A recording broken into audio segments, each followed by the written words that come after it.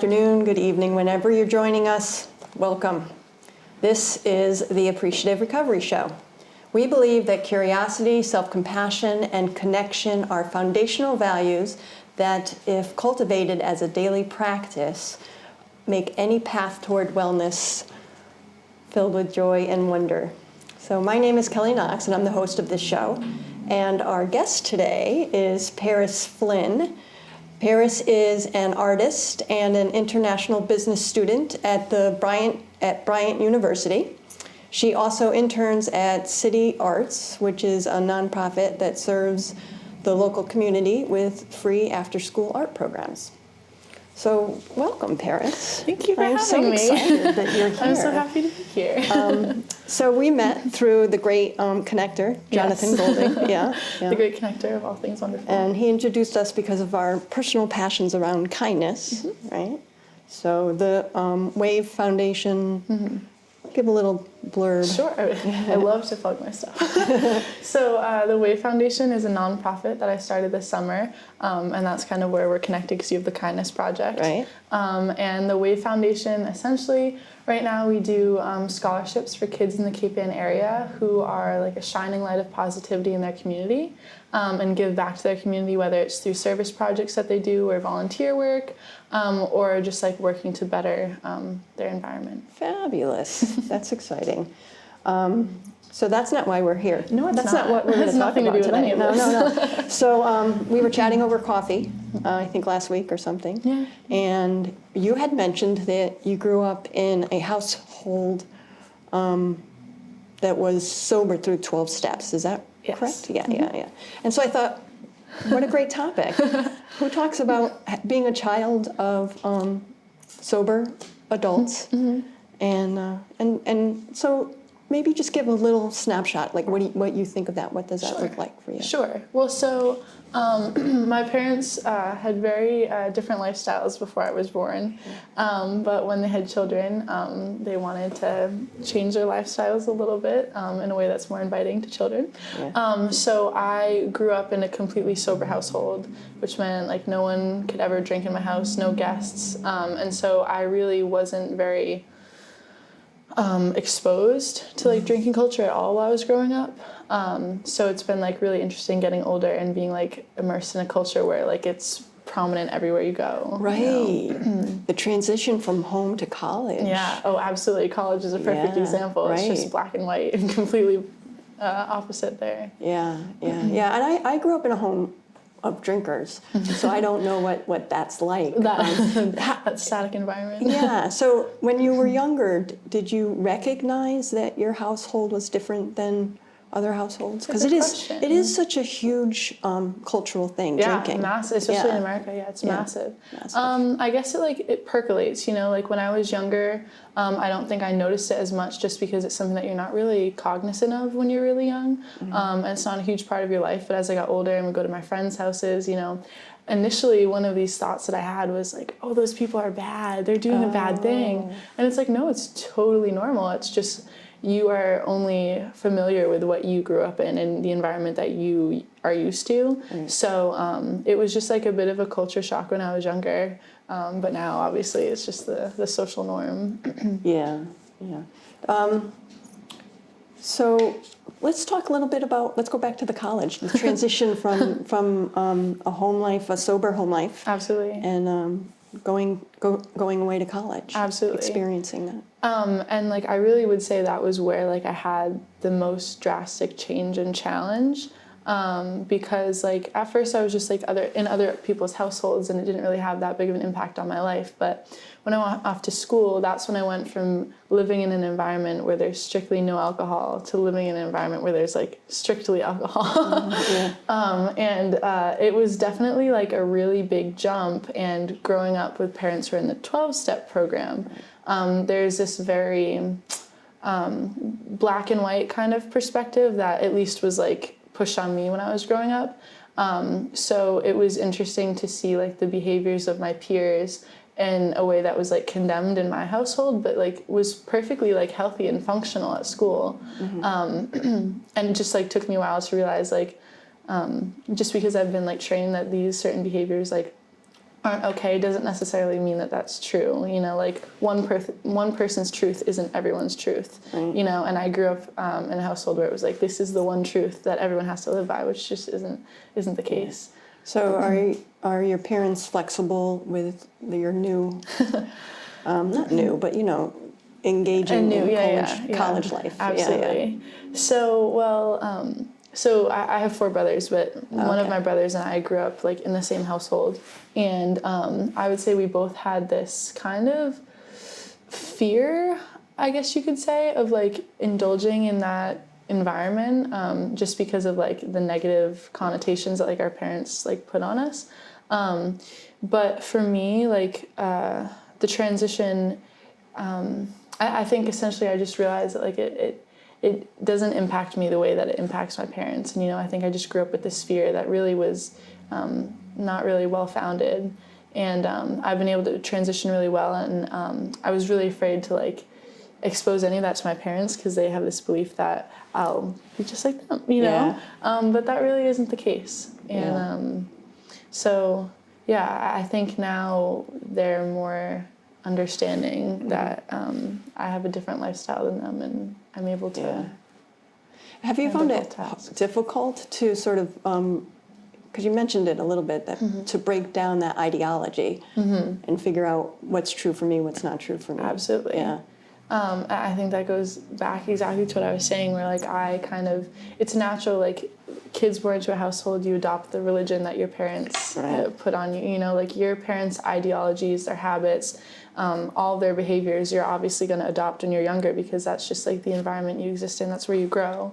And so like with time, I definitely realized that some ideologies that my parents had were, I was adopting them subconsciously, and they didn't really resonate with like who I am as a person. Like for example, like my mother is very, very Catholic, and I grew up that way for a certain amount of time, and then I realized I just like the idea of just like existing as an individual and not really adopting like the ideology of an entire group of people, and just like making my own way, my own morals. And I think a similar thing has happened with like the idea of like drinking in like AA. I just I like to make it up as I go along instead of, I guess, like adopt rules that have been laid out. If that makes sense. Yeah. I'll do a little personal share here. Sure. Yes, I love to hear. In my early 20s, I was introduced to, actually, when I was in college. So it was more like my late teens. I was introduced to 12 steps. And I actually lived a 12-step lifestyle for about 10 years. And so it's been hard for me, and that was like 20 years ago, right? Or so 10. I'm old. So it's been hard for me to kind of break down the ideology. And I'm most curious about about having had that ideology without having studied it. Yeah, do you know what I mean? Yeah, or having have you ever the read context that puts you in that ideology. Because I was introduced to it, later in life. My life was very different. And I was like, wow, this is really going to help me. And it did help me for a long time, and I'm grateful for the 12 steps. But having that ideology without having like read the 12-step book or without having read the big book. Have you ever read any of the material? I mean, it's definitely been like pushed to me. Yeah. I haven't like read it in depth or anything. But interesting, like what you're saying there, because it kind of, I think what you're getting at is like you have like the context that would put you in that program versus I have like information from that program, but not like what you would it's do like backwards. Exactly. And I think that's a really interesting point because I think that subconsciously is like a fear that I adopted growing up was like, I have this thing that put me here, even though like I've never experienced or experimented with it. Yeah. But like I just had this belief that like I am an alcoholic, even though I'm like a 12-year-old kid who's never like experienced it.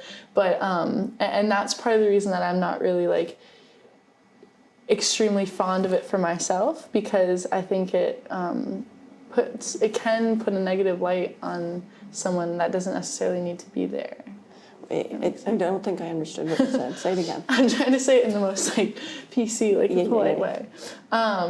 just like I felt something that wasn't true. I just feel like sometimes it can put people in a box. Oh, okay. Yeah. No, I agree with you Not being there. clear So about I think it can. I think it depends on how you're introduced to the Absolutely.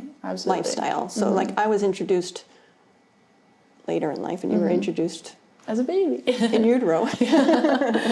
So I think, yeah, it's a different lifestyle. So yeah, we touched on this a little bit, but maybe we can expand on it. Sure. Because I see it this way, but like sort of as a religion. Absolutely. Yeah. The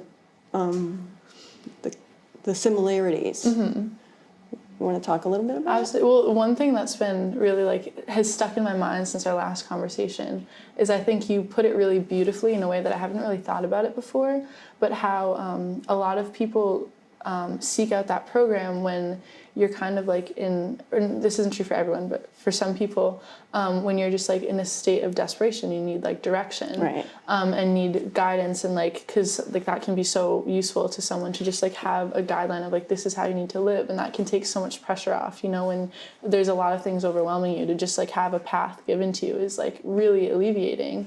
But when you either grow to become one, or you are like a fully formed person with your own morals and your own path and your own direction, then it can become very limiting and like ostracizing to people who don't fit that mold. And I think that's like a parallel between this program and like religious ideologies, of just like forcing like a direction on people who don't necessarily want to be directed or need to be directed. Right. I think it's fascinating. Makes sense. Well, I just had a great question and it just left my head. I'm sorry. So I'm out of questions. Okay, well, I can keep talking. But I don't know, I guess I can question you. I have questions for you. Go ahead. Well, so what, because I know you mentioned, like, I was just, like, using your story for an example about how, like, it can be really useful for people, like, I know for, like, I can't speak negatively on it, the program itself, because I have a lot of people very close to me who suffer from alcoholism, and if not for this program, like, I might not be here, there's a lot of people in my life who probably wouldn't be here, so, like I said, there's a certain state that someone can be in where this program is like, it can save people. Right. But at the same time, it can limit people. And I feel like you spoke on that. Yeah, I like the way that you put that, because I showed up at the program in a state of desperation. So, and it filled me. The path was what I needed at the time. I needed structure. Yeah. And it was the only thing available at the time. I mean, there's other avenues now that people can get sober and that give them structure, with the idea that once you do grow, once you get time away from the substance and you start growing and you start understanding who you are and how you want to relate to the world, then they let you go. So I find that that's not necessarily true with most of the 12-step fellowships. I think it's shifting because there's a lot of talk out there, and because of social media, people are starting to connect and understand this. Yeah. And it can be life-saving, and it's a ready-made community of people trying to accomplish something similar.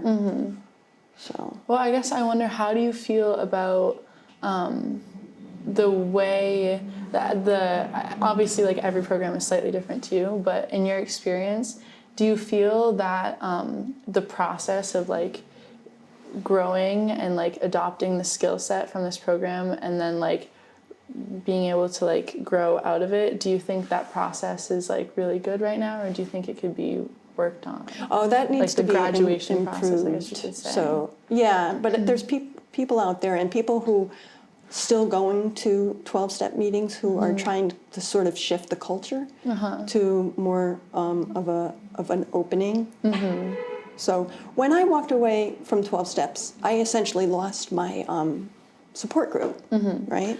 Yeah. My support system, because people wanted me to go to meetings, people wanted me to do this, people wanted me to do that, and I wanted to explore and figure myself out, and it was looked down upon. Yeah. So that was difficult, but and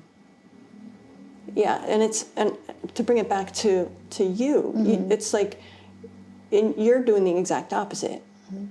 Back to the opposite thing, right? Yeah. So you grow up in this, but it's similar, right? Because you're exploring now. Yeah, absolutely. Yeah, so you're exploring it's the outside same kind of growth. the Yeah. Even though that original context isn't there, right? Still growing out of it. Yeah. But well, I was actually speaking with one of my parents the other night about this, because we spoke about the idea of like having some alternate options in the community, something aside from this structure, this kind of structure. Right. And I do a lot of volunteering in this area, and I work with a population of the community that's kind of devastated by alcoholism, and I've seen like how it can kind of take away a lot of like the positive aspects of your life, and then it's kind of all that you're left with. And I think that's really an interesting point connected to like I don't know how else to call it, like the graduation process, moving out or away from AA when you don't need it anymore. I think it's similar to the effects of alcoholism, where you become isolated and withdrawn from like the people in your community. And so I think when you go back out into the world without that kind of crutch, losing the community that you had in AA can be really detrimental. So like finding a way to have communities that are less loosely structured and more open to kind of giving people the support to go in whichever direction they need, so that sense of community isn't lost when you don't really need that structure anymore. Right. A lot of people who decide to not do 12-step meetings anymore. They do struggle with finding community. And exactly. So yeah. then there's everybody struggles to find community, not just people who had alcohol problems. Yeah. Right. So I think loneliness is a huge thing, and absolutely. And it can send people back down that rabbit hole. The fellowship is ready made. So I think it can get confusing for some people too, because they're like, but I need the fellowship, but I kind of don't believe it. It's like going to a Catholic church on Sunday and not believing in God. Yeah, and just for the sense of community. Right. Absolutely. And people do it. Yeah. That's true. Yeah. Absolutely. Yeah, I think it's hard to live with the what I always forget the name of the word, the cognitive dissonance that can happen. Yeah, absolutely. So yeah.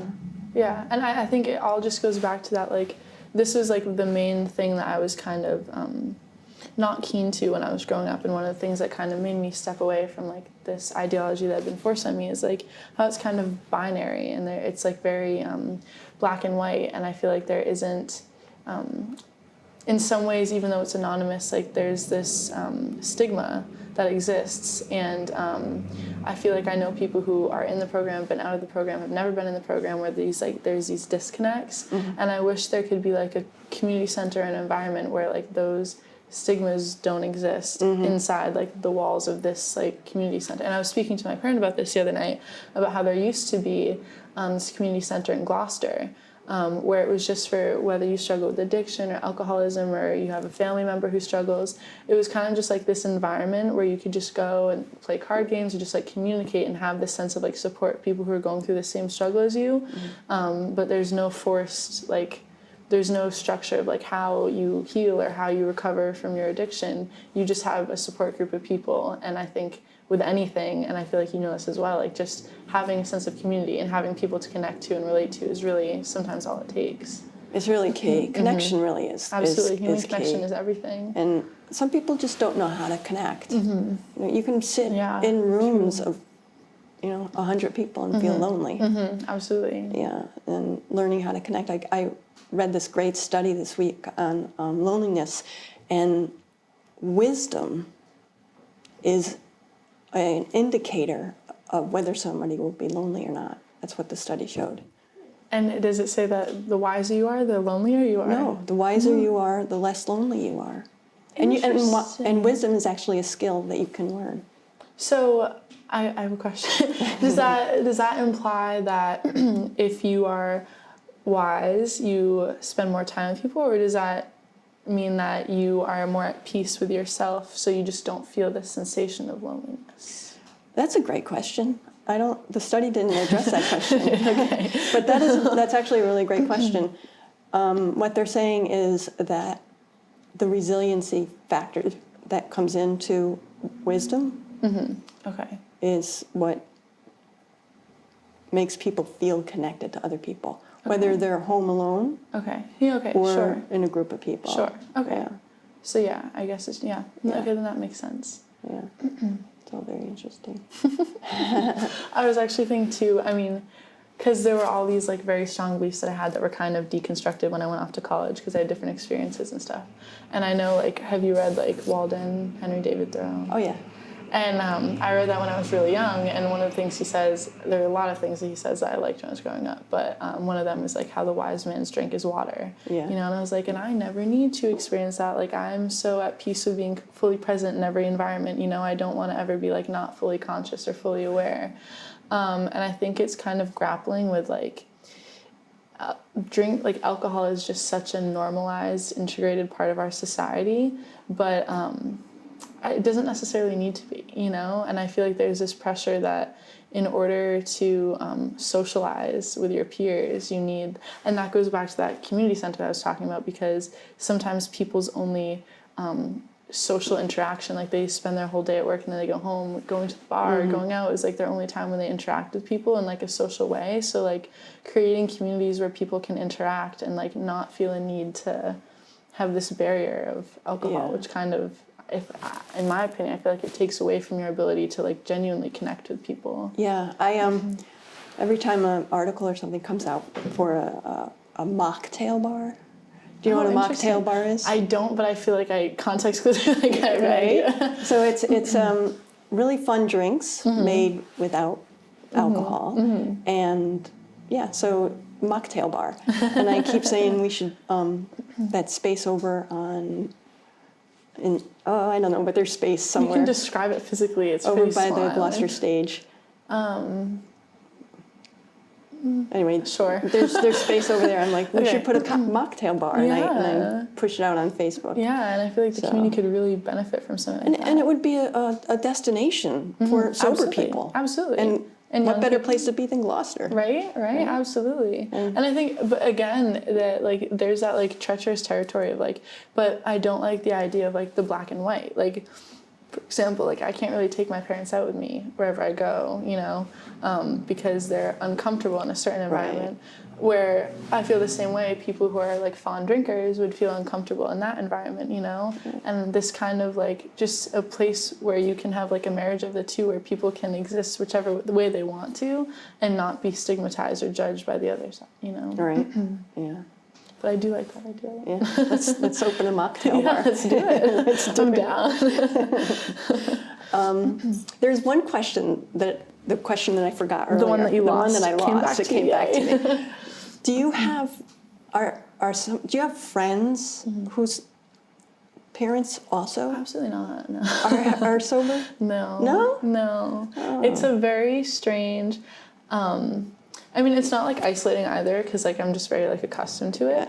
But I would say like the grand majority of like all my peers grew up in households where it was just like normalized and it's like functional and it doesn't like impede your functionality.